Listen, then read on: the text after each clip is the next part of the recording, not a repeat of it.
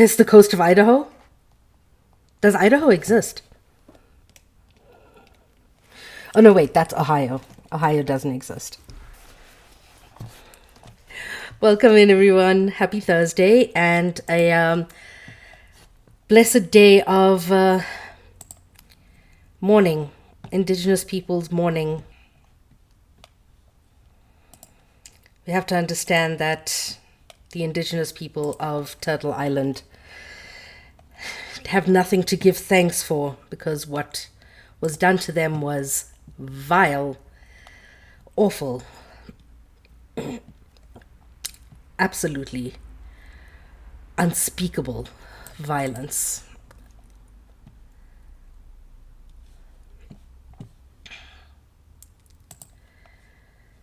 So, yeah.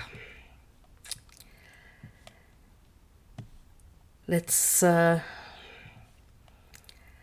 understand that this is not a happy day. At least their potatoes are saying. Violence is bad, violence are great. It was vile and violent. Abso-fucking-lutely.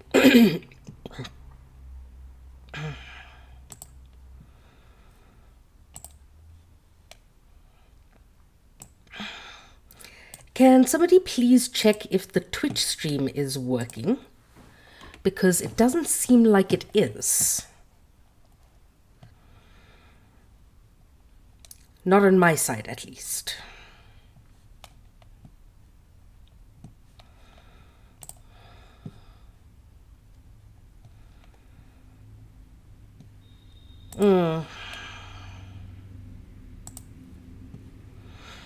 It says it's streaming on my side.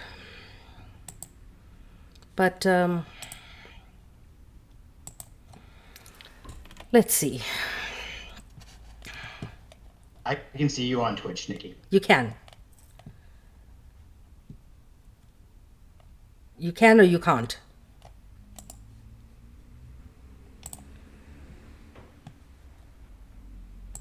I can.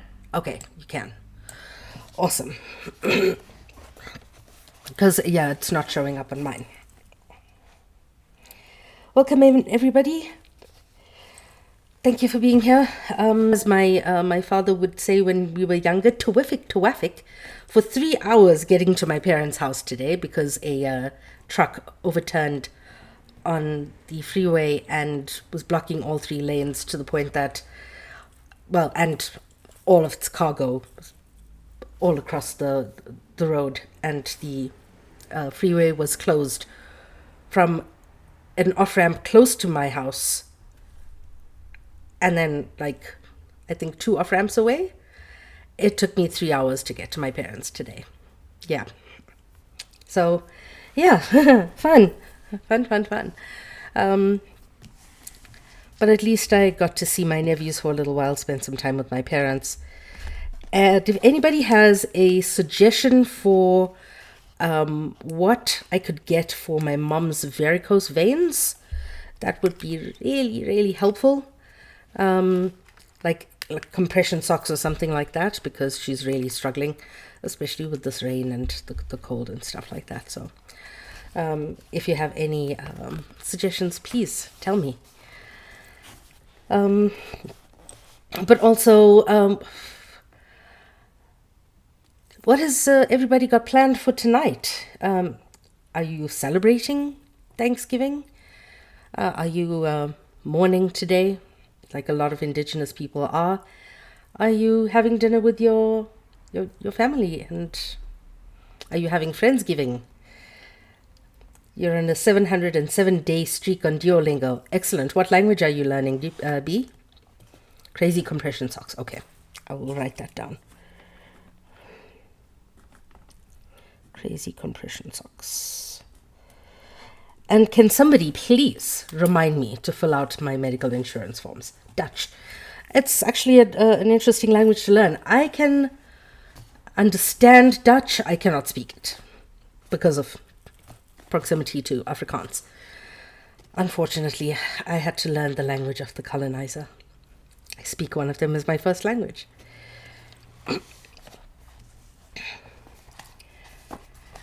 So, let's get into chapter 5.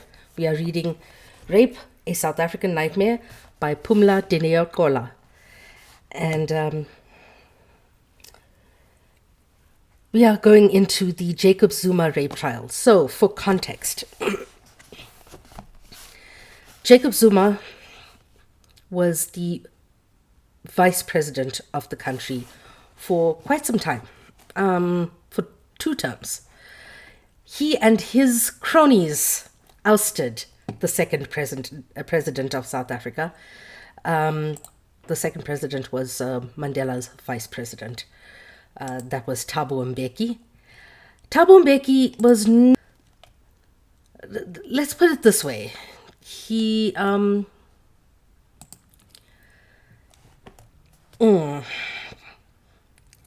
was an HIV/AIDS denialist. When he was asked about the HIV crisis in South Africa, he famously said, "Crisis? What crisis?" He failed to address many issues, including rampant xenophobia happening in the townships of South Africa. So when we think about Thabo Mbeki, we think, his presidency was a bit of a failure. But then his vice president came in, Jacob Zuma, who was accused of rape by a friend of mine. For the longest time, we called her Kwezi. That was her code name because her real identity couldn't be put out there because Jacob Zuma's fans would have done even worse to her than he had done. Zuma's presidency was to be marred by state capture by the Gupta family. You can read a little bit more about that in The President's Keepers by Jacques Paul. I'll put that book in the Discord. He was not a warlord, but he was kind of like a cult. I wouldn't say much like Trump is. Trump is a completely different kind of cult. Zuma had a cult following and still does have a cult following, even though he left the ANC and formed his own party called MK. And his presidency was not a great one. The sound that you know from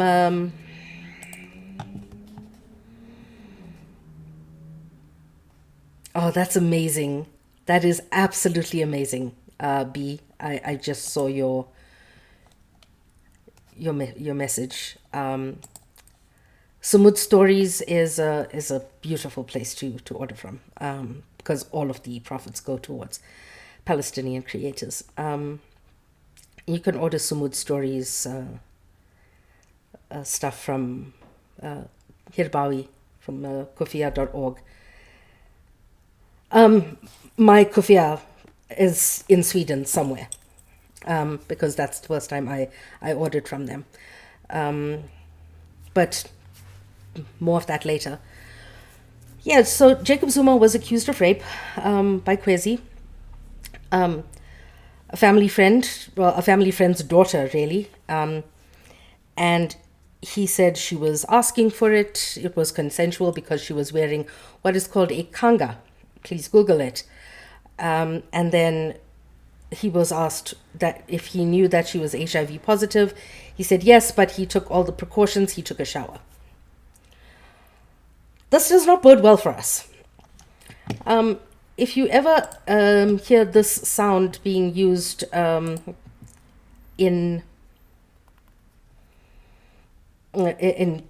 anywhere in social media, Ini Dibi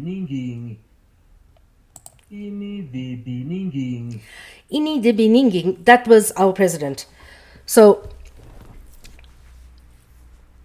there was a lot. Yes, that is Jacob Zuma. Aside from all of the scandals surrounding Jacob Zuma's presidency, his rape case was one of the examples of just how misogynistic South Africa truly is. Because there were more people supporting Jacob Zuma, regardless of whether he was found guilty or not. He was eventually found innocent. I don't know how, because all of the evidence was stacked against him. To the point that, and it was so violent, to the point that Kwezi had to move overseas. She could no longer live in South Africa because of the threats and the danger to her life. And she died under the name Kwezi. Her name was Fezeka. She was a good friend of mine. And I believe her. I honestly think that Jacob Zuma is a rapist. But he was found innocent. And, yeah. Kwezi, not Krizzy, Kwezi. Oh no, Krizzy is wonderful. She's live right now. Ramaphosa is ANC. Eventually, after the state capture stuff came to light and the Gupta family is now wanted for international fraud and all of those kinds of things, they're currently hiding out in their home in Dubai. Jacob Zuma had to retire. Thank you.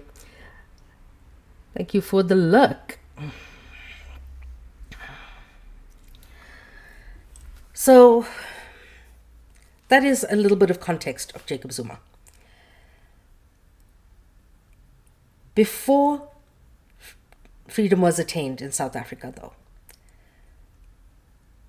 Jacob Zuma was the head of the underground movement, the essentially intelligence movement in the anti-apartheid struggle, and an incredibly smart man.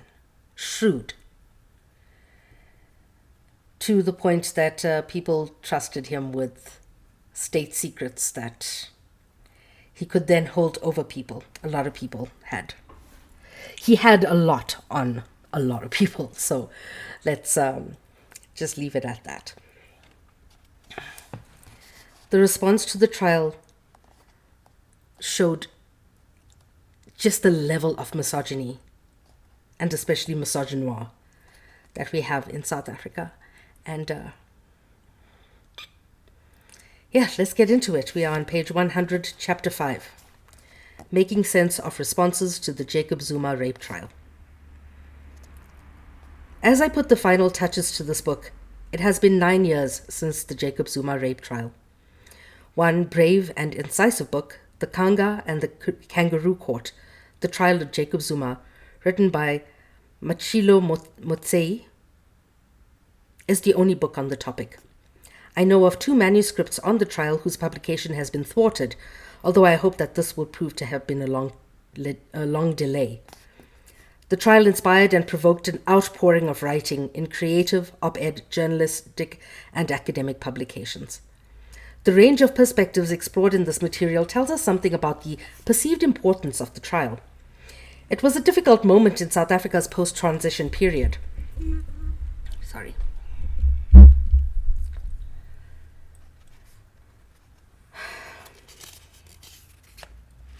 And one that questioned many assumptions about the place of power, gender, and sexuality in our society.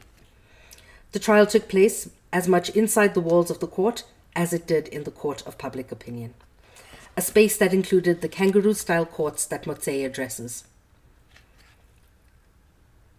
Okay. I wish we had any of those books, access to any of those manuscripts. People were too afraid, because he was powerful.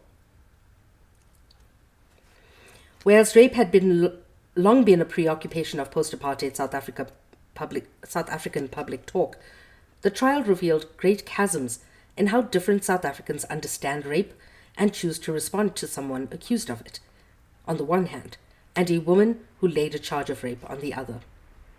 The positions that people and individuals and groups took in relation to the trial spilled over into other areas of private and public life. I'm concerned with some of the public responses to the Zuma trial in this chapter. It's not an attempt to map what all the public responses were. It will take a lot more research by many more people for us to be able to engage in such a cartographic exercise. cartography, map making, like plotting along a line, also making things much tidier than they. Hi. This trial, at the end of which Jacob Zuma was acquitted of raping the woman we know as Kwezi, was a significant moment in the history of South Africa's relationship with rape. It was a mere 6 months from media reports of Kwezi's rape charge, and 8th May 2006, the date on which Judge Willem van der Merwe found Jacob Zuma not guilty, rebuked Kwezi for lying to the court, and criticized Zuma for recklessly having sex with Kwezi. Much that transpired inside and outside the court was instructive of how we deal with rape, why survivors make certain choices, and the fraught ways in which the legal system responds to and treats rape complainants. What was simultaneously brought into focus was why we are losing the battle against rape, risk aspects of the HIV/AIDS pandemic that often seem puzzling from macro analyses, as well as contested ideas about women's bodies and people's sexual orientations. Kwezi was lesbian. What surfaced in the trial also interests with all of the issues explored in other chapters of the book, provoking many more questions than it answered about public valuations and responses to charges. The charge of rape had been laid against then deputy named properly the first time, so Gedley Hlekisa. Yes. Jacob Gedley Hlekisa Zuma. Several other newspapers also picked up on this. The charges were laid by a young woman, a well-known HIV-positive activist, lesbian daughter of Zuma's late comrade. The 31-year-old woman reported that Zuma, whom she had previously related to as a father figure or uncle, raped her in his Forest Town home in Johannesburg on 3rd November 2005.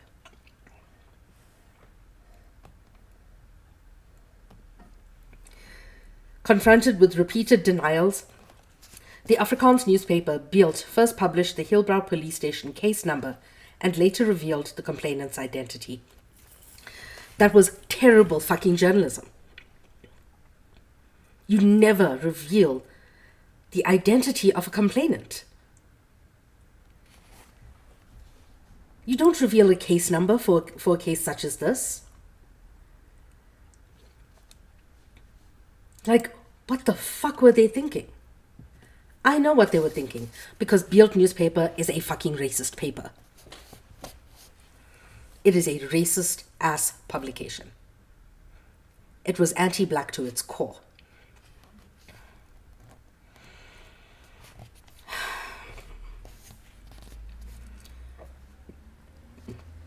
Amish, I think, yeah, part of it absolutely was.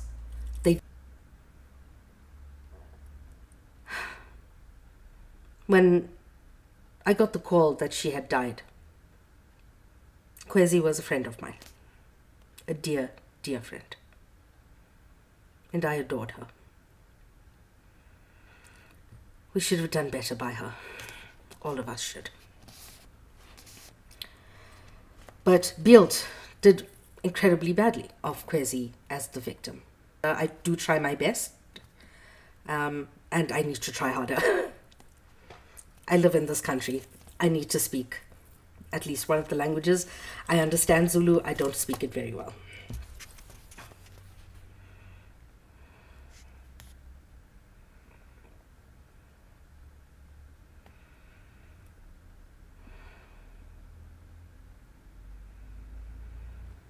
I am so sorry, Amish.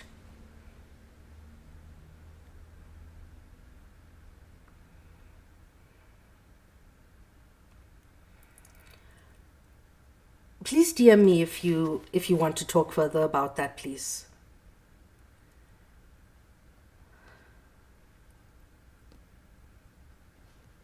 I'm reading it like an Indian person. It could be Amish.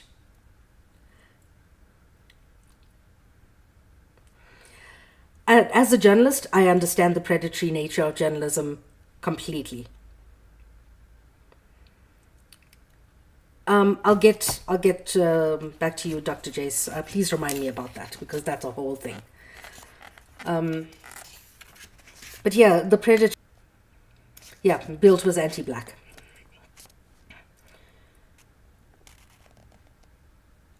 On the face of it, the publication of Kwesi's name was an attempt to prove that such a charge had been made against Zuma. It was to function as evidence for what some papers had already reported on, and since this was a serious charge against an important publication, however. South African law says a rape complainant may not be named, and this is with a view to protecting their privacy and also being mindful of erroneous stigma that continues to attach itself to survivors. When the newspaper published the complainant's name, it was flagrant disregard for her right to privacy. The importance of being right mattered more than the unethical exposure of a woman who laid the charge. The incident set the stage and pace for the media's central role in the unfolding of the drama that was to lead to Zuma's acquittal at the end of the trial. Built, yes.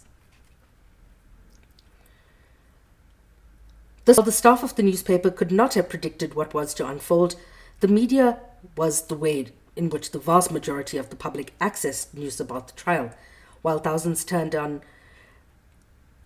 out daily into a show of unprecedented support outside the court. Post-apartheid, millions more relied on what radio, television, and newspapers reported as important as about the trial. Sorry, my head is not in it. Thank you, Geeky. Built, yes. I have seen that. As the publication of the complainant's name shows, this was a case that was important and proved to be a watershed moment for what it highlighted about societal attitudes that had previously been slightly out of view. The euphoria of a new country with progressive legislation and a groundbreaking Bill of Rights with the pride of a new South Africa. Yet, by 2005, it was equally clear that there was a disjoint between the values of the Constitution and the behavior of the populace. So whenever people say, like somebody said on the live today, that the majority of people in the US don't want to learn about the LGBTQ and therefore you shouldn't teach it. The majority of the people in this country want it to be a Christian country, yet it is secular because we have the distinction between church and state. We have comprehensive sex education regardless of the conservative nature of the country's populace, because you need to fucking get used to it. If it was up to the populace of the country, there would be an unequal state of affairs in South Africa. Yet, here we are, persevering, even though there are so many hurdles. Because rape statistics were and continue to be alarmingly high. Newspapers are saturated with reports of contradictory attitudes to rape, worrisome reports of the criminal justice system, secondary victimization by police and inside courts, public derision of women who speak out, including by the judge who castigated women's organizations' interests in the case as based on agendas and prejudging the facts of the case, and defensiveness about the mere mention of the word rape. All of these came to most people through media reportage. So the media's role is important in reflecting on and shaping public perception. Abso-fucking-lutely. Because how else do we know? And every single journalist has a responsibility to be as objective as possible in reporting. Not storytelling, in reporting. And when that reportage is not as objective as humanly possible, you see through that name in the byline. Thank you, Taro.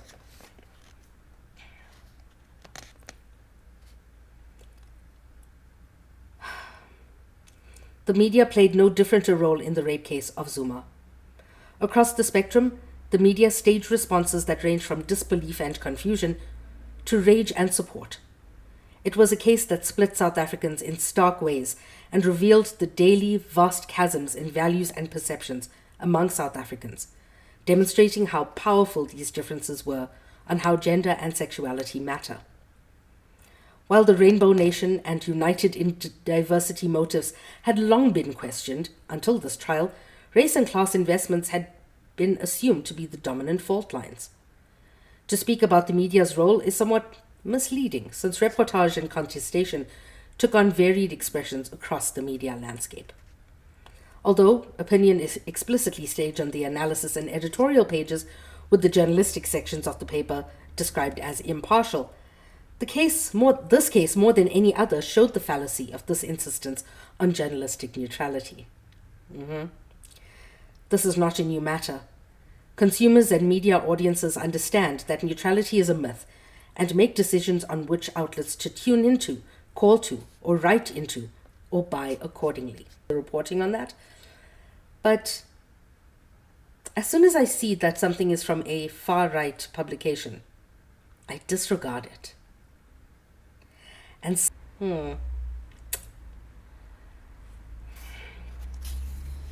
I just want to see how they're reporting certain things. So how did the media speak about the trial, and what did these choices reveal about South African society's attitudes? These theses could be written on answering this question alone. But there are ways in which we can answer the question even partially, and my choices for this chapter are limited to 3 national weekend newspapers: City Press, Mail and Guardian, and Sunday Times. I have worked for 2 of those publications. I chose these for their reach and recognized that looking at radio, TV, newspapers in different languages, regional publications, magazines rather than newspapers, tabloids rather than broadsheet, and so forth, would reveal different parts of the pie that is South African public opinion, of course. The largest selling newspaper in the country is the Daily Sun. I want to read some Daily Sun headlines to you one day. Well, in comes the other South African here. AC, how funny are Daily Sun headlines?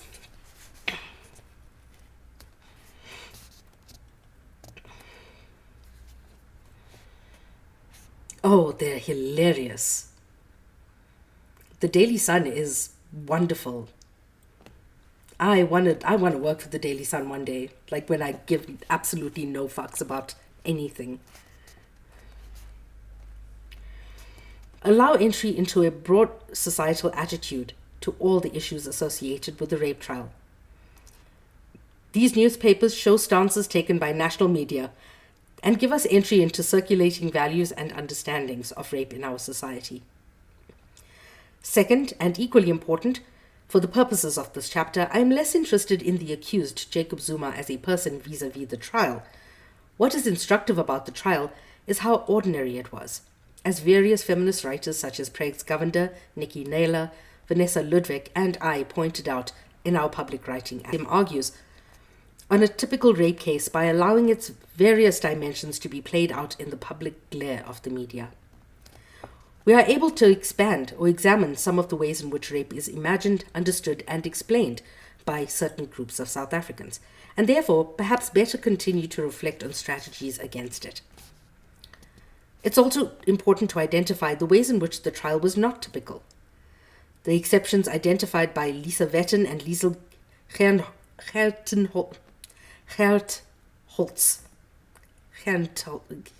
I can't say it. Bloody European names. Geertholz. I think that's it. Included. First, the swiftness of which the case was wrapped up, a period of less than a year from laying the charge to verdict, whereas usually complainants wait for years before their cases come to court. Secondly, Kwesi's placement in witness protection, which is not usually extended to survivors in less high-profile cases, and many women face threats, intimidation, and the like from perpetrators and their family and friends.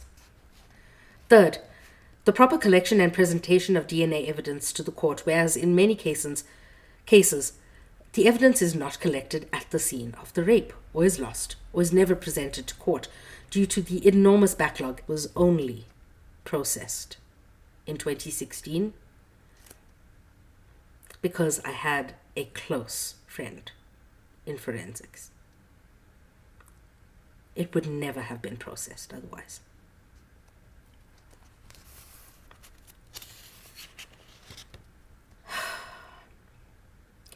Added to these differences was the spotlight on various aspects of the case and the ways in which many actors not directly involved in the legal proceedings could partake in the analysis.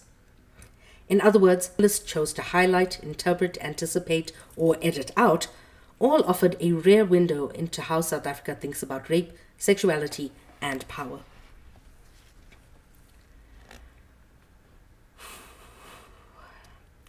This is what Hasim points out when she writes about the trial holding a mirror to South Africa.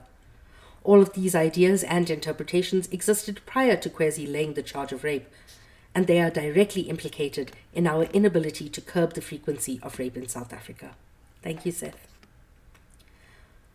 Fourthly, while the media does not simply reflect societal dynamics back for that same society's consumption, media choices about representation, what to highlight, what to omit, and so forth, are connected to how gendered and other identities are negotiated in a society such media both addresses and forms part of. Observing media coverage, it is clear that there was a certain idiom that emerged during the few months that Jacob Zuma was on trial for rape. Media scholar David Gauntlet asked whether, in fact, the most important debate about the social impact of the media isn't does the mass media have a significant amount of power over its audience, or does the audience ultimately have more power than the media itself? There are numerous approaches to analyzing media as scholars of media and of itself here, but with these newspapers function as a public staging of certain contestations. The moments staged in the media tell us all about the various processes that influenced and highlighted public contestation around the trial. So my PhD was very close to this. My PhD was supposed to be on mainstream media's representation of gendered sexual violence, looking at cases such as Brock Turner's case, Chanel Miller versus Brock Turner, the case against Epstein, where children were called underage women. They were calling rape non-consensual sex. No, it's rape. Drunken partygoers. Whereas the perpetrators are words saying that a 15-year-old is different to an 8-year-old. Somebody on a live the other day agreeing with her, saying that a 15-year-old is practically a woman. I want to punch Megyn Kelly in the tit repeatedly.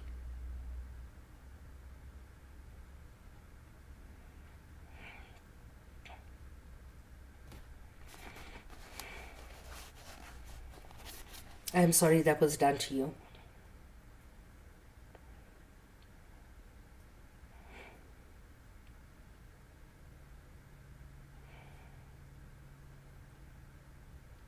Damn, Sam, is anybody okay right now?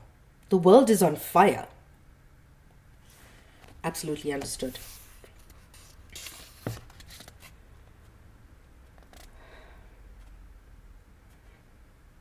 Aside from the fact that I want to punch Megyn Kelly in the tit,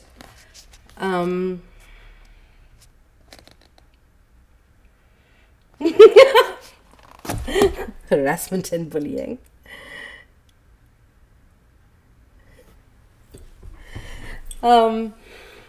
Yeah, I'm not even gonna appeal that. Yeah, the world's on fire.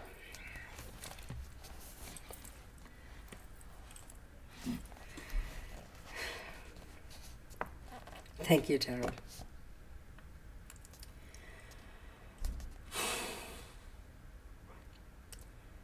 What does the mirror Hasim speak of show? Where and how? This is why I'm interested in a variety of spaces within newspapers that I chose, and spaces that use different kinds of registers. Because of this, in my quest to answer questions of what the media revealed about the trial and our relationship to rape, news items, letters, and analysis pages all matter. Provide us with a barometer of sorts into dimensions of collective psyches of audiences constituted by these newspapers. The letters pages of all three were abuzz, as were the letters pages of many other regional newspapers that are not analyzed here. This heightened activity and increased determination, perhaps passion, to write into newspapers is a small indicator of many people's feelings about it on the pages designated for such correspondence. I remember I was at university. I had just started my master's when the trial began, and we didn't have a university newspaper, but we started an online one just for the trial.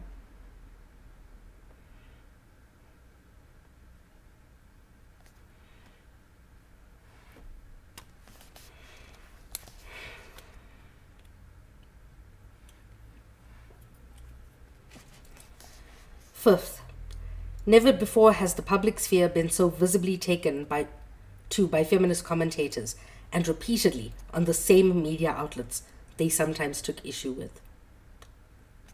Hi, same. Some of this writing came at great cost, personal and financial.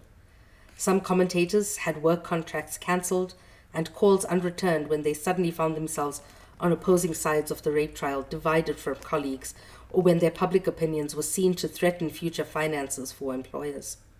Friendships were terminated, long-standing relationships threatened, and sometimes irreparably damaged as partners or friends woke up to the positions on the case that were not only diametrically opposed but offensive to each other.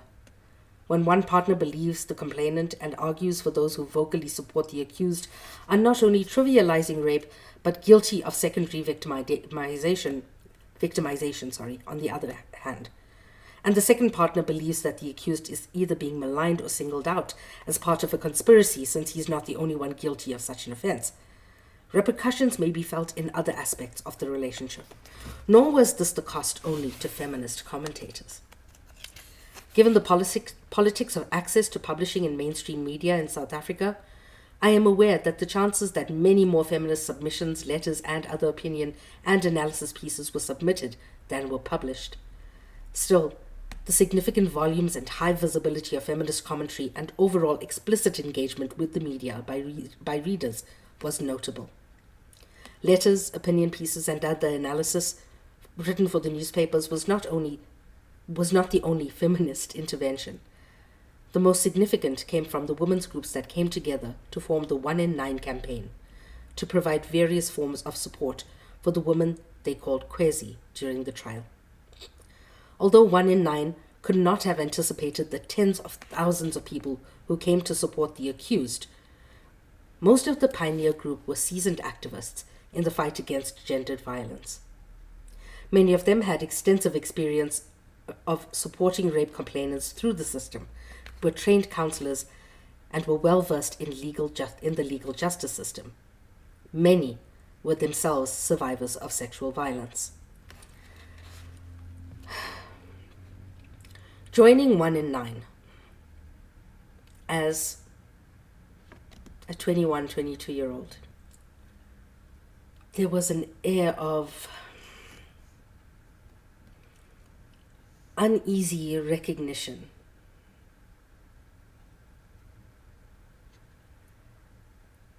This kind of dystopian feel of, why are we still here? Why are we still having the same conversations?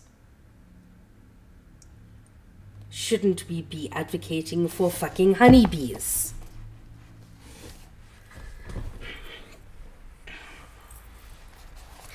I don't know. It just felt like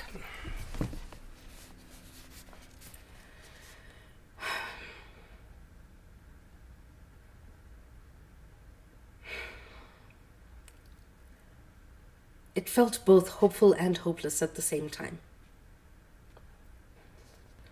They had to brave harassment and threats as they did so, court of the complainant, since complainant rape cases cannot be named unless they make decisions on the contrary. We called her Kwezi.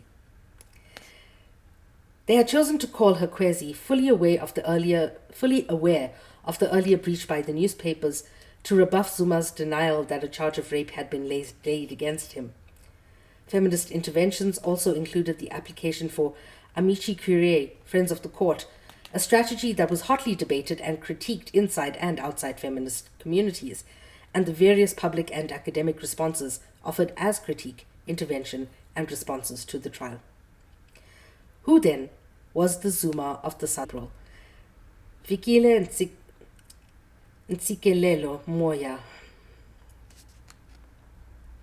writes a speculative piece that attempts to predict what Zuma would do and say in the court the following week as he takes to the witness stand. The narrative then centers Zuma and lists a series of quote-unquote expectations, the basis of which is lay. These expectations are based on how Zuma could frame a defense. Quote, Zuma would have to convince the court that his relationship with the alleged victim was not that of a father-daughter. He is expected to point to the infrequency of their contact in between the return from exile and the night of the alleged rape. He is also expected to testify on why no criminal intent should be inferred from the cell phone conversation and flurry of SMS messages, SMS short message services. That's what South Africans call text messaging. He exchanged with the complainant, her mother, and family friend Zweli Mkhize and others after the alleged rape. Zuma's effort would not only be an effort to clear his name, but to give a watching nation a sense that the case is complete. Moya can reliably predict that Zuma's defense will resemble the defense in many other rape cases, which is that no sexual contact occurred, which is not that no sexual contact occurred, but rather that it was consensual, not a violation. To engage the speculative exercise, Moya has to read the case as an ordinary rape case, with the predictable familiar defense. In order to stand a chance of acquittal, an accused in a case would have to make consensual sex believable, and in this case would have to remove the suggestion that they had a relationship of parent and child or uncle and niece. Removal of this kind of family association allows the defendant to frame consensual sex as not just possible, but also acceptable.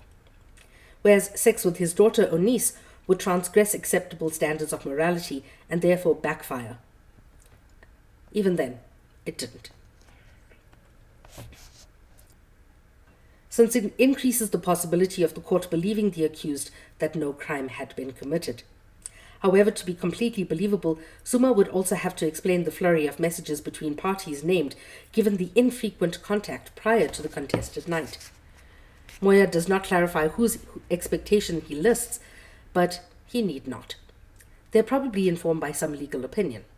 Furthermore, Moya shows his predictions and the authority invested in these expectations through the use of the passive voice with no identifiable actor, that the case will follow a predictable rape case script. A script that is familiar to many readers, even if they have no actual first-hand experience of a rape court case. Part of this familiarity is through the media, largely TV legal dramas, both locally and from elsewhere, a popular genre.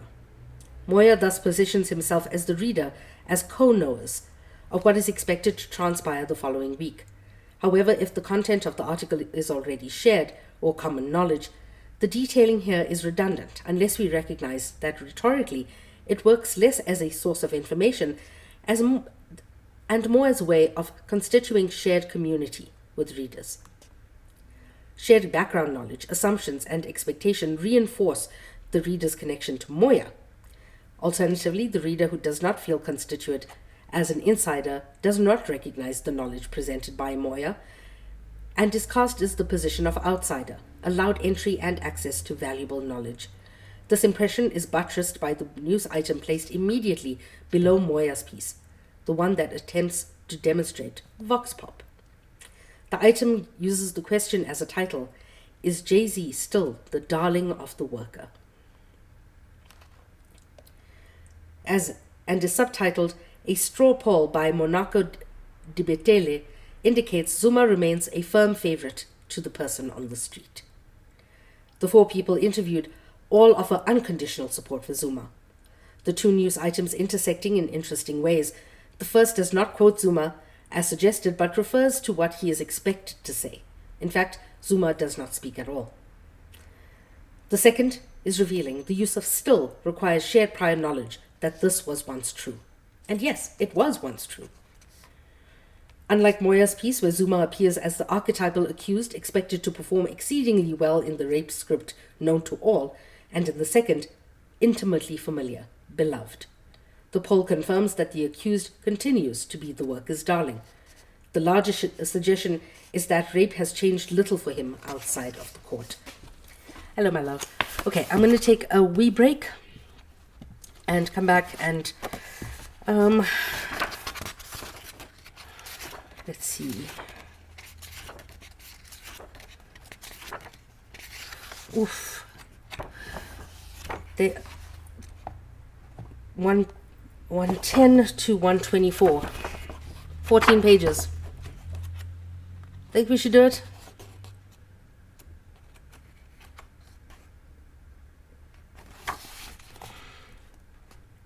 I think so. Okay. I'm going to take a wee break on Discord, the Discord, Twitch, and YouTube. And I will be back in a little bit. You can join me on the Tiki Talkie if you can.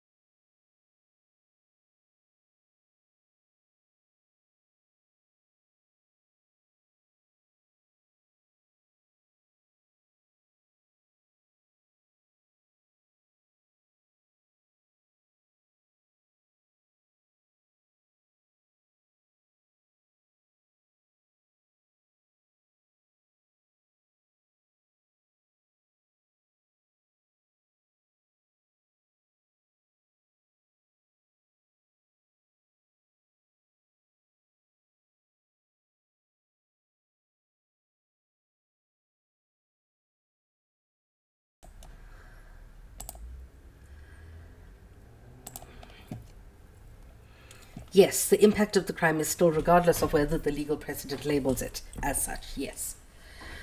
And welcome back, Twitch, YouTube, and Discord. I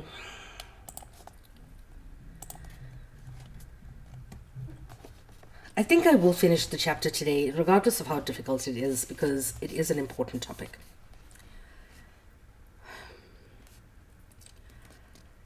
Picking up again on page 110. Loyalty requires the unforgivable to rupture. Oof. That is a bar.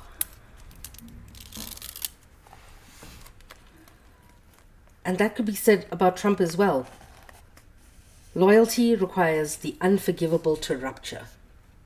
And clearly, for security guard Morris Mabaso, South African Transport and Allied Workers Union member, rape is not unforgivable, since he notes, whether guilty or innocent, we still want him as our leader because he is a good man. In the same vein, Mamorena Moloi, South African Clothing and Textile Workers Union member, is concerned about Zuma contracting HIV, but is quite confident that consensual sex occurred and that the rape charge is fabricated. She ends, I don't care about the girl, we want him as our leader, but why did he sleep with an infected person knowing that she is infected? It reveals a lot about what South Africans think about HIV as well. For taxi driver Lucky Ngwenya, also a Isatau member, Zuma's good character is self-evident even from a distance, adding, you hear by the way he traveled from Durban to support Zuma, and she, like Mabaso, finds it irrelevant whether in fact Zuma is guilty or not, as she confidently declares first, we will continue supporting him guilty or not, and, even more revealingly, we as women need to respect ourselves and our bodies. We need to stand up for the truth and not support chances that are against Zuma. Exactly what makes him a good man?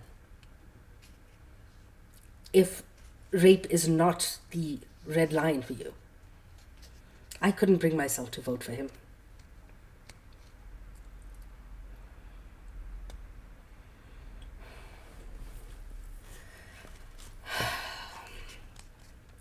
For all the workers interviewed, the facts of the case are irrelevant. Rape doesn't matter.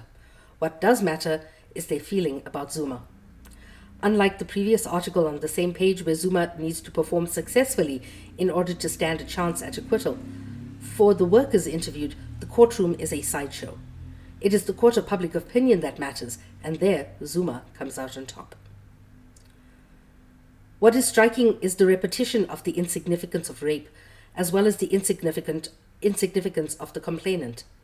Perhaps the latter is explained by Dima's parting shot that places the burden of safety from rape onto women.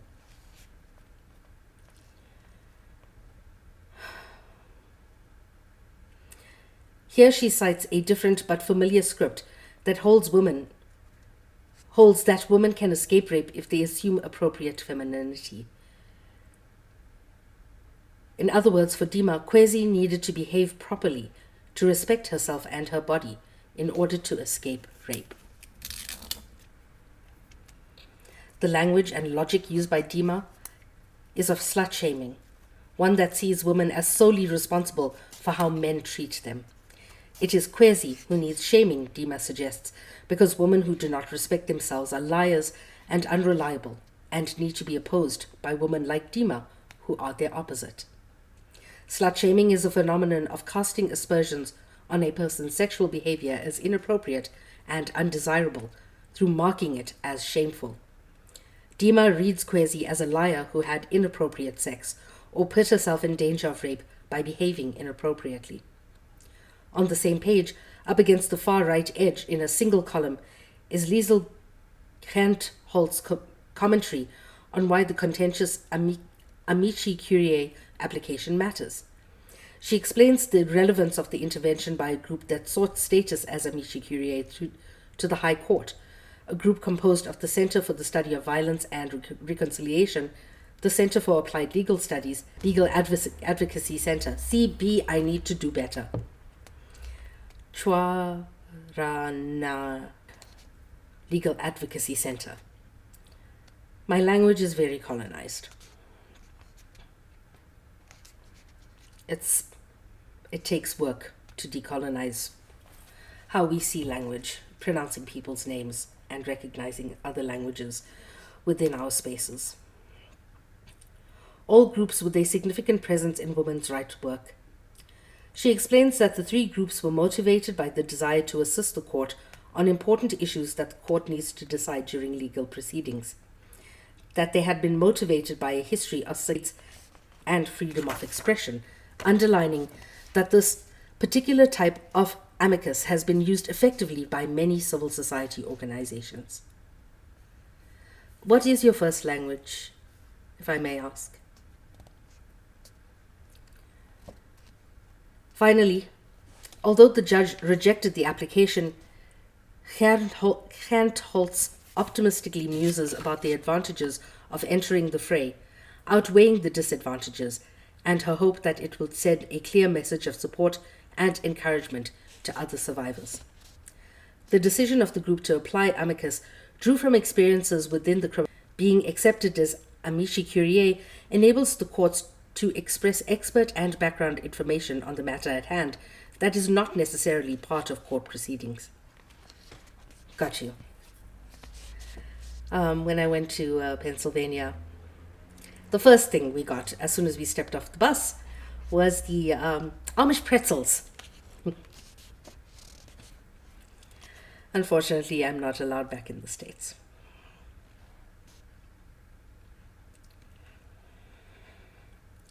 It has a long record of successful application by civil society to get more just outcomes for the participants in the case.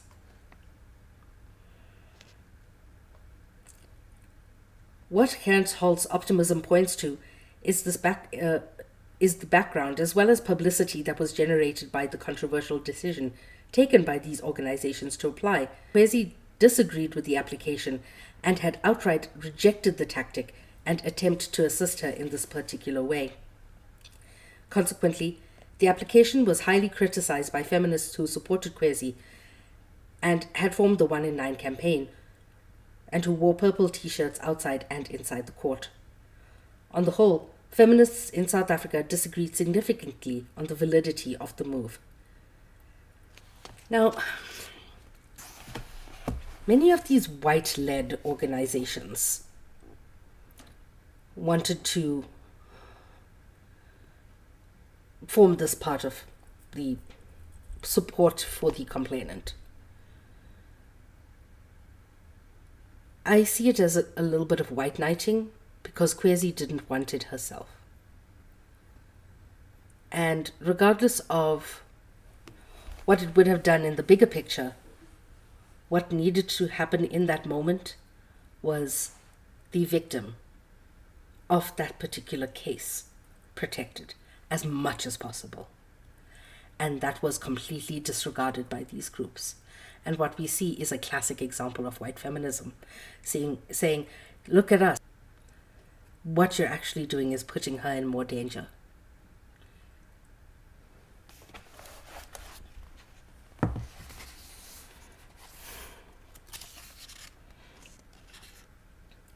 On one hand, the applicants pointed to the manner in which courts often did not take matters of gender rights with due attention to the details on how women who appeared before the court were frequently disadvantaged by gender blindness, which really translated to gender insensitivity. On the other, were feminists who agreed with the group on the court's record of gender insensitivity, but argued that the feminist principle of respecting what a survivor wanted to do about her rape was paramount. The disagreement was not a polite one, but also fed deep suspicions between different strands of feminist movements within South Africa. It did not help matters that the applicants were predominantly white feminists, while those opposed to the application were predominantly black.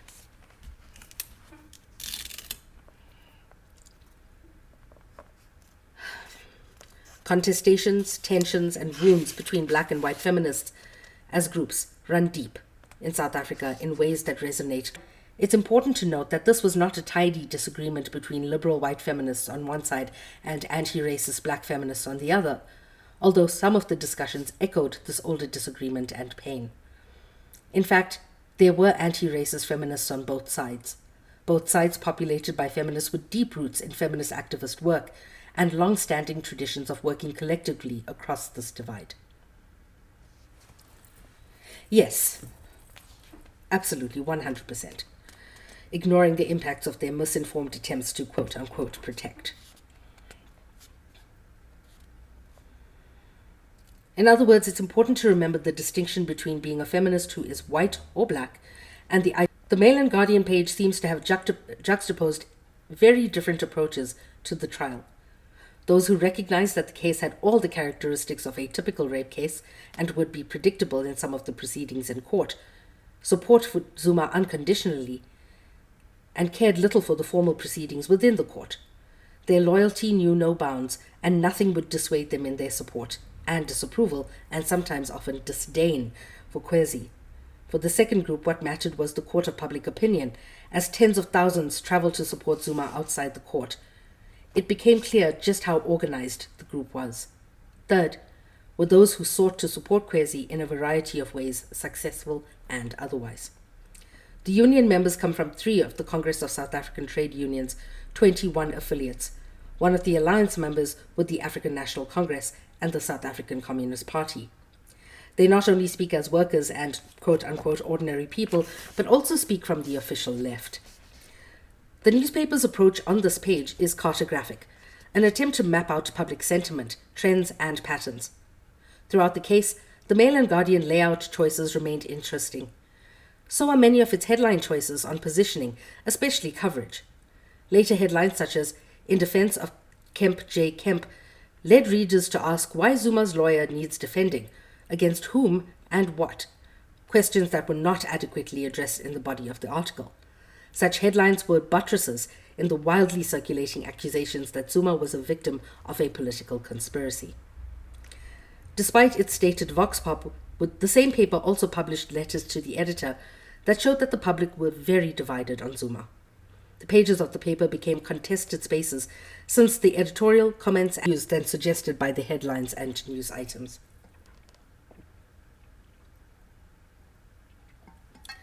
I have spent considerable time on one edition, mainly because it was representative of the paper's coverage of the trial as a whole. I will return to some of the commentary that appeared in the comments and analysis pages later in the chapter. Excuse me. The City Press pages were also contested terrain, but revealed a different set of investments in reporting and reflecting on the case. 7 of the 11 letters published in the 16th April edition responded specifically to the previous week's column by Ridi Direko. Give me a second to explain Ridi. Her name then was Ridi Direko. She married and her name is now Ridi Tlabi. Ridi Tlabi is now a journalist in DC, in the States. I love her so goddamn much.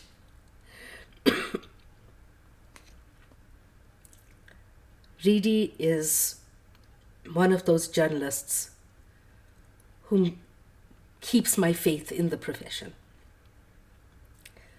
who makes me believe that journalism can actually make a difference,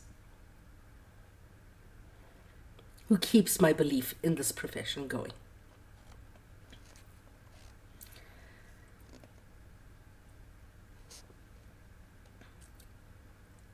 Ridi Direko, in which she sharply criticized Zuma's behavior inside and outside the court.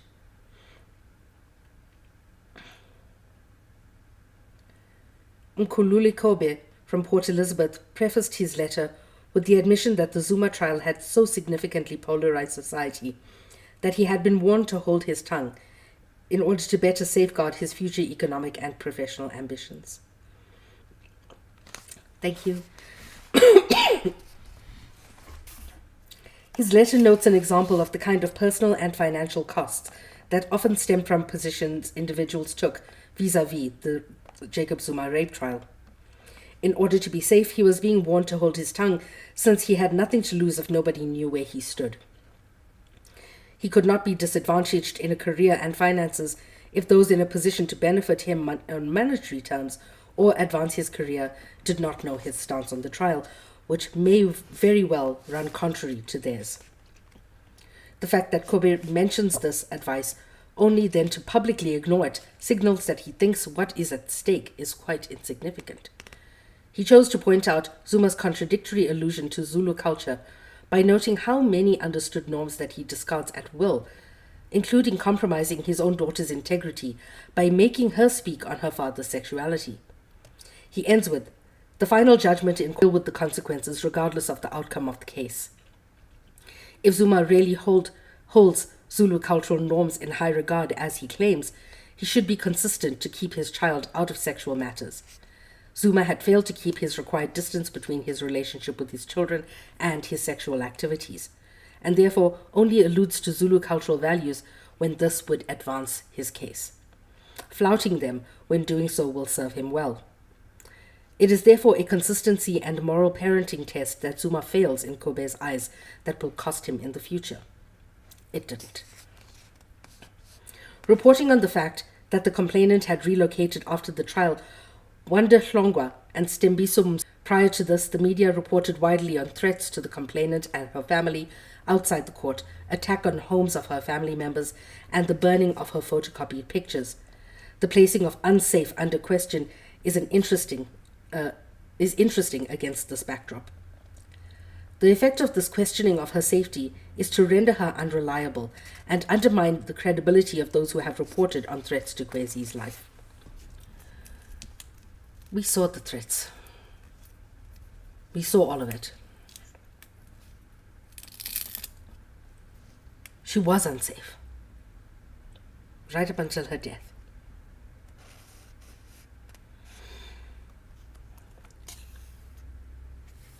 The effect is that the complainant's word is once again posed against Zuma and, quote-unquote, the public. It matters little that her unsafety had been variously made on how they positioned Zuma and Kwezi. 2 items from the 2nd April issue, Can Jay-Z Bail Himself Out, and Day of Reckoning in the doc for Msholozi. That's what we used to call him, Msholozi. And Sika Lekeke on 16th April are particularly revealing.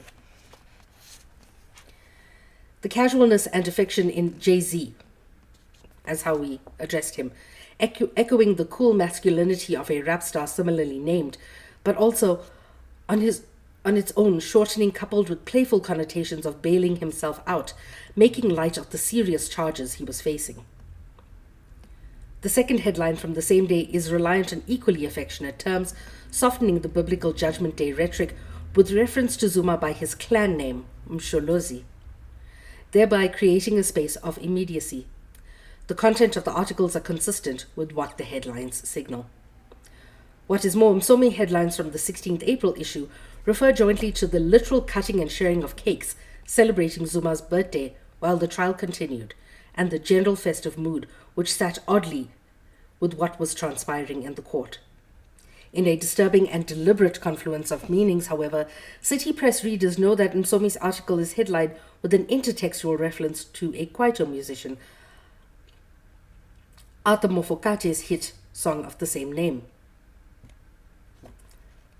Mafokate's crude song relies on hegemonic references to vaginas as cake to be consumed, cutting it then for precisely this. Additionally, Mafokate habitually sexually objectifies both adult women and girl dancers in his videos and live performances. In other words, Mafokate's register is often both hypersexual and pornographic. This parallels between the sexual/sexual violence performances in the public domain that would be evident to readers, which is why they are appealed to here. Later, City Press was to publish divergent opinions by 2 members of its editorial staff on the Amici Curiae application, Matata Tsedu and Gail Smith, 2nd and 9th April respectively. However, with the exception of Ridi Direko's comment on 9th April, which led to such a huge response in the letters pages the following week, Gail Smith's article, City Press coverage, was clearly biased towards casting Zuma as favorable a light as possible. The pages of the Sunday Times showed consistent contestation for the duration of the trial. Its editor wrote a strongly worded critique of Zuma's ethnicist posturing and appeal to colonialist masculinity, at the same time as offering extensive space for critique of Zuma's gender politics by other prominent black male activists and intellectuals. Moss, cake is referred to so in South African slang. You can refer to a vagina as a cake, or when somebody is like being a silly person or annoying or like just anything that is lightly negative. Like, man, you're such a cake.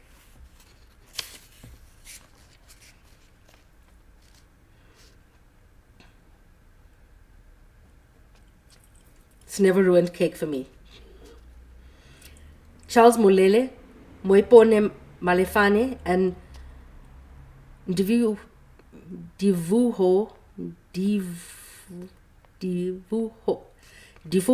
Mafela's articles on how Zuma's supporters responded to the prosecutor also invited critical engagement with the events of the trial by questioning the basis of the attacks. Supporters lambasted impertinent prosecutor was the chosen headline for their 9th April story. This contributed to reader Ben Mokwena's complaint that the paper and its editor were hell-bent on destroying Zuma in his letter published on the 16th of April. We do like diverse cake. Abso-fucking-lutely. The newspapers analyzed above, the focus was predominantly on Zuma as the more important actor in the public imagination. Notice it was never referred to as the Kwezi versus Zuma trial. It was always referred to as the Jacob Zuma rape trial. That should say a lot. This was true of the romanticization evident in the city press with Msomi and Moyas from the Mail and Guardian's articles in characterizing Zuma vis-a-vis the trial and the South African populace on one hand as it was the more critical approach, even if it is not a clear-cut, tidy, and complete image. The media's Zuma is the central protagonist and part of the trial. In other words, the trial is about him, most importantly. Secondly, the media's Zuma is susceptible to the law, which is fair, and should have the final say on the matter. Thirdly, he is a Zulu man who can use his location to explain himself, although this can be contested. Finally, sex and sexuality are complicated, and Zuma can demonstrate a degree of folly. The comments and analysis pages of all 3 newspapers reflect the contestation over the meanings of the Jacob Zuma trial. Some of the disagreements also directly addressed earlier material published as analysis. On the pages of City Press, Gail Smith disagreed with the stance opted by Mtata Tsedu, her editor, on the amicus curiae application.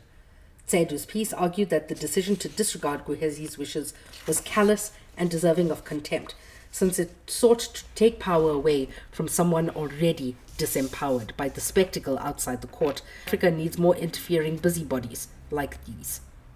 Of course a white woman would say that. Parts of the argument Smith was making was that violence was not a personal matter, and part of recognizing it as political required multi-layered approaches worth the risk. Partially agree. Partially. Sibongile and Dashe's critique on the rape trial also pertained to the ways in which public discussion sought to silence support for both Kwezi specifically and rape complainants in general, writing, quote, "The distraction is quintessential of sidetracking that forces black women to engage in fringe issues, whilst attempts are made to silence our voices. The password is often a demand for qualifiers that have become a prerequisite for debate on gender-based violence. So one needs to say not all men are rapists, and in the past some have been falsely accused. Having said that, I would have unlocked my audience." Unquote. This gatekeeping and requirement of passwords was exhausting and a silencing strategy that needed to be met with contempt, as Ndashe showed. It was a sidetracking maneuver and an attempt to determine the terms of discussion within patriarchal ways. And this is what we always say. Whenever people say, oh, but you should be saying not all men, some men, or this or that, or whatever the case may be, in policing our language when we say it's all men until it's no men, it is attempting to control the language that we use and frame it within a patriarchal framework and hold it within that framework rather than breaking free from it. By and large, feminist analyses published in these newspapers, as well as other media outlets, seem to work from a different set of starting points and assumptions, as Smith and Ndashe above have started to show. For starters, they don't move from the assumption that Zuma was innocent until an impartial legal process showed otherwise. Aware of how disadvantaged rape complainants are in the criminal justice system, they paid attention to all the details of the case and also insisted that what happened outside mattered. Yes. Absolutely, 100% Moss. For the purpose of expediency, feminist responses, feminists work from different starting points on the trial and did so unapologetically. Many expressed dismay at the failure of the criminal justice system, but many of us brought our experience of dealing with rape complainants and doing other anti-patriarchal work to bear on our analysis of how the state treated Kwezi. Writing in Pambazuka, Vanessa Ludwig, Sibongile Ndashe, and Nikki Naylor problematized aspects of the legal system and the case. Ludwig noting that the verdict on the Zuma rape case, although expected, showed that the legal system had been found guilty of being hostile to women. Black women in particular. It is guilty of its refusal to protect us, she said. The trial had been predictable, but there had been clear ways in which Kwezi had been disregarded, such as the way she spoke about her identity as lesbian, which was also dismissed and replaced by another marker of identity as bisexual. She never said she was bisexual.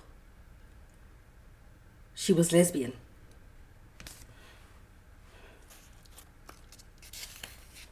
It was everybody else who said, oh yeah, she was probably bisexual.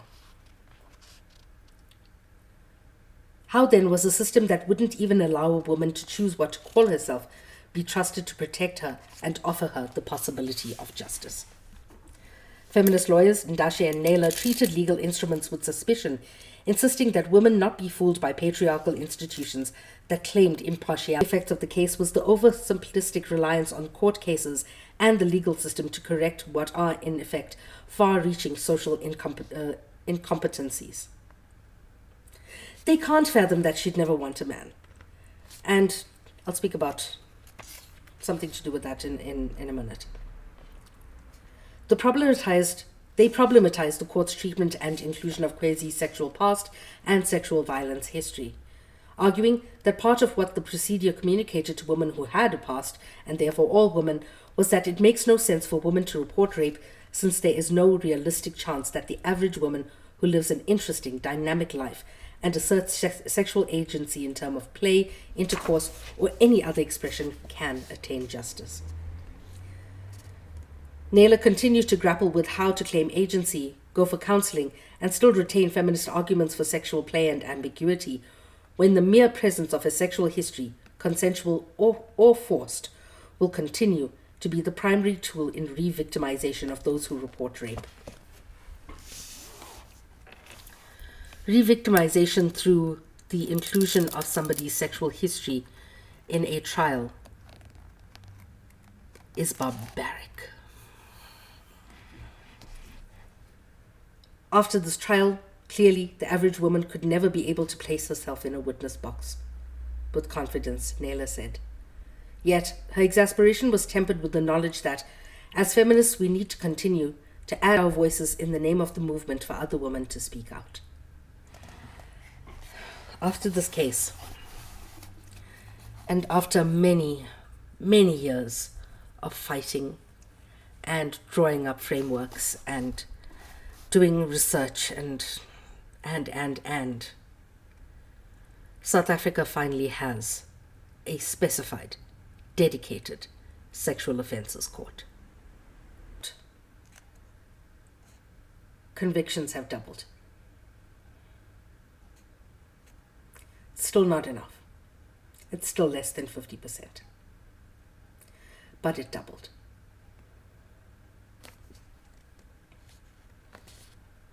Writing about the urgent need to find new ways of doing feminist work against rape, Naylor reflected on our own collective defeat when faced with the specific tenor of the trial inside and outside court. Writing wishfully, made the silence be akin to the quiet before the storm, and that when we break it, nothing but thunderbolts of new voices should leave our mouths. Whereas, coming from the same sense of frustration, I wrote in the Mail and Guardian of the urgency of crafting these new tools in order to be able to defend ourselves against the status quo that misogynists uphold and against them. I remember reading both those articles.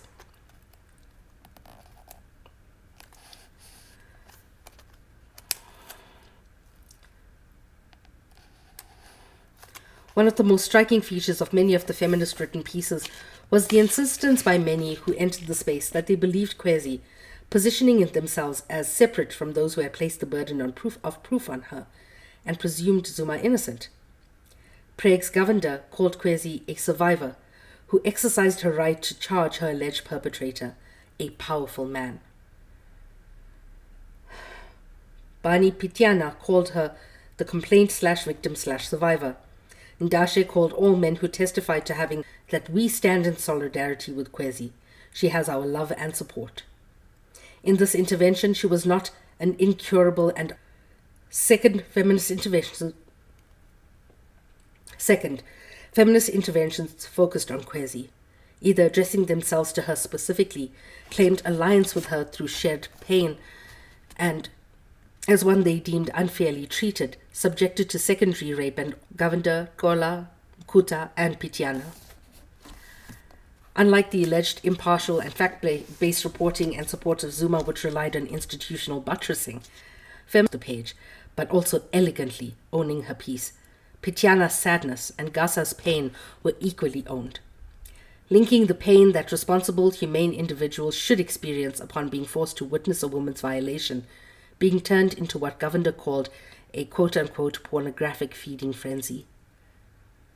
Pityana was taken aback by Zuma and his camp's lack of shame in the face of shameful behavior towards Kwezi, while Gasa remarked, addressing Zuma, quote, "You have not only fed into the most backward sections of South African law, but you have deployed your training as an armed fighter in that arena against an unarmed individual," unquote. Third, feminist commentators were decisive on where to lay the blame for both Kwezi's ongoing victimization and general factors that convince women and girls to abstain from reporting rape and other forms of assault. Govender insisted that women and girls are dissuaded from reporting because of the high possibility that their revelations would be met with disbelief, the guaranteed occurrence of secondary rape in court and elsewhere, as well as the resolution by a range of misogyny's foot soldiers to ensure their silence. Smith noticed that rapists and abusers are enabled and protected by a society still intent on viewing women as unreliable and liars and asking for rape. While her piece on the merits of amicus curiae application insisted that Kwezi's quote-unquote meltdown should be laid squarely on the door of those who allowed her previous sexual history to be admitted into evidence, and whose intro noted the historic importance of this moment, not in the history of the ANC or Zuma or the presidential contest, in the ways that many mainstream media outlets decreed, but rather for feminists. This was an important moment for women, for freedom, and for reflection on forms of action. Kwezi's action spurred this on at a great cost, and this was to be supported, applauded, and embraced. There have been many large masses of people outside the court terrorizing Kwezi and the 1 in 9 campaign in our purple shirts. But there was a host of women and men all over the country who, although not physically outside the court, metaphorically wore those same purple shirts. This is a point that was driven home when the feminist poet and TV presenter Lebogang Mashile donned a purple shirt at the end of Latitude episode, in which she tried to understand the vastly different motivations that shaped the actions of women on both sides of the Kwezi Zuma support lines. Ludwig's reminded gender-based violence. Of course, justice is not blind. Justice sees very, very well, and it's through a misogynist lens.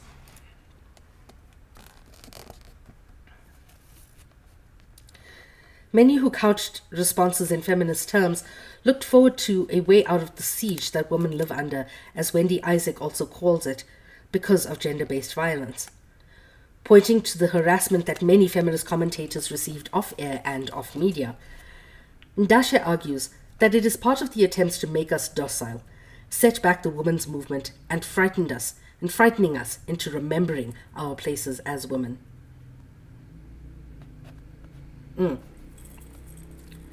Moss, I like that.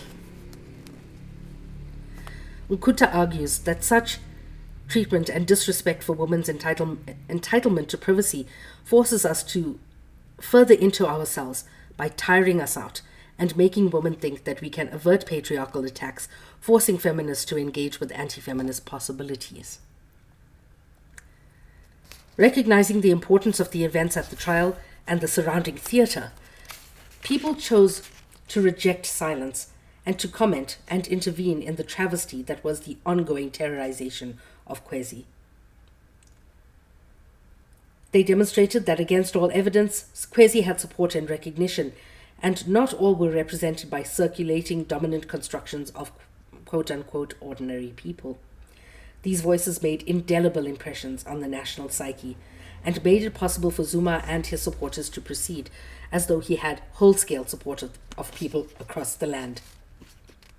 Indeed, those approaches critical of Zuma made it difficult to access the precise levels of support for him and blind regard for Kwezi and other women's integrity. Thank you. It revealed that while South Africa was what Gail Smith called a, quote, society that does not sufficiently protect or respect its women and girls, unquote, there was a mass of women and men of unpredictable numbers who were bruised and enraged by the status quo and were determined to forge new tools in the ongoing battle to end all forms of violence against women, physical and epistemic. At the same time, there was a softening of voice in the midst of the anger, as commentator after commentator spoke of the need for empathy, solidarity among those of us who won't be a passive audience to Kwezi's torture, in order to better assert our power with love and courage, to borrow Govinda's phrase. Feminists were not united in suggestions for a way forward. Naylor and I made similar suggestions, with Naylor's pause requiring something akin to a pregnant silence, which would allow us to arm ourselves with whatever tools we would need, while I imagined a rearming that would be at once adaptive and historicized. Govinda suggested, even prior to this, that what was needed was a form of regrouping that would clarify our exact goals, one that resulted in the sexual offences court. Prags Govinda is a good family friend.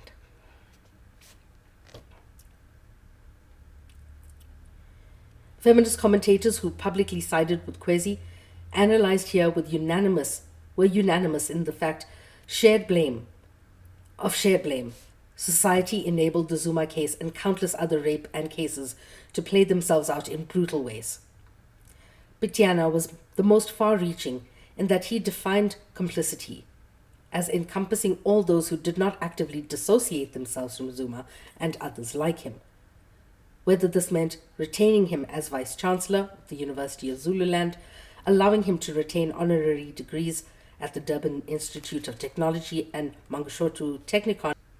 For Pityana, the inaction by these institutions, like the silence critiqued by other feminist commentators, was complicity. It shaped the terms of the debate, and it is the rage and disregard for personal safety with which they acted that they ensured that the media's construction of Kwezi's charge of rape and the trial she had to endure were contested.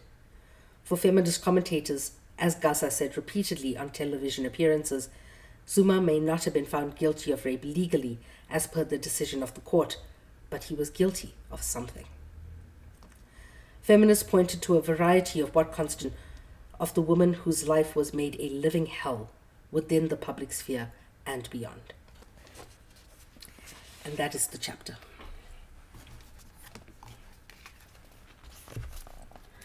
Any questions?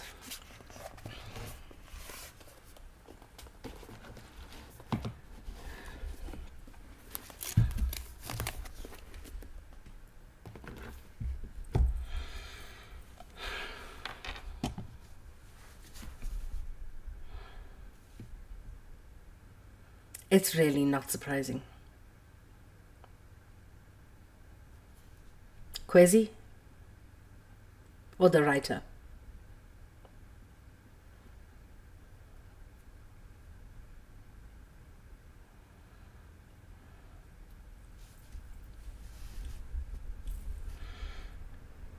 Both.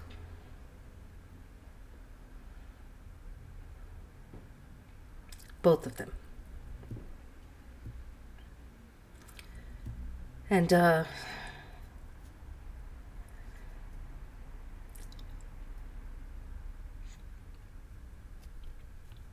to take a minute to just remember Kwezi as a person.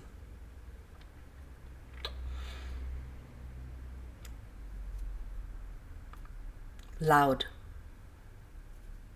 in feminist spaces.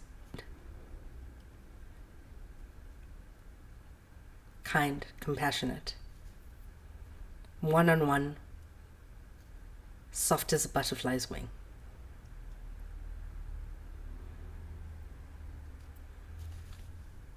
Ready to stand on the soapbox, always. But always ready to hold somebody's hand behind the scenes and say, I'm with you.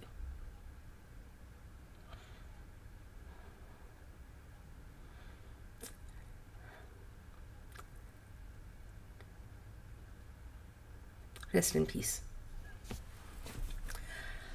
All right, I'm going to head out. I shall see you all on Tuesday for the next reading. Same time, different book. Remember to eat something, drink water, take your meds. Remember that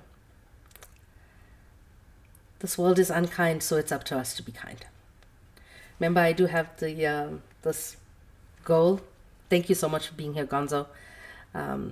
Yes, meds. So take your meds. I do have this goal, and if you can afford to, please think about subscribing to my Patreon. All of the links are in my link tree, in my bio. And also remember to uplift your Indigenous friends. Because today, the Indigenous people of Turtle Island have nothing to be thankful for. Alrighty. Stay absolutely wonderful. And be soft and kind to yourself.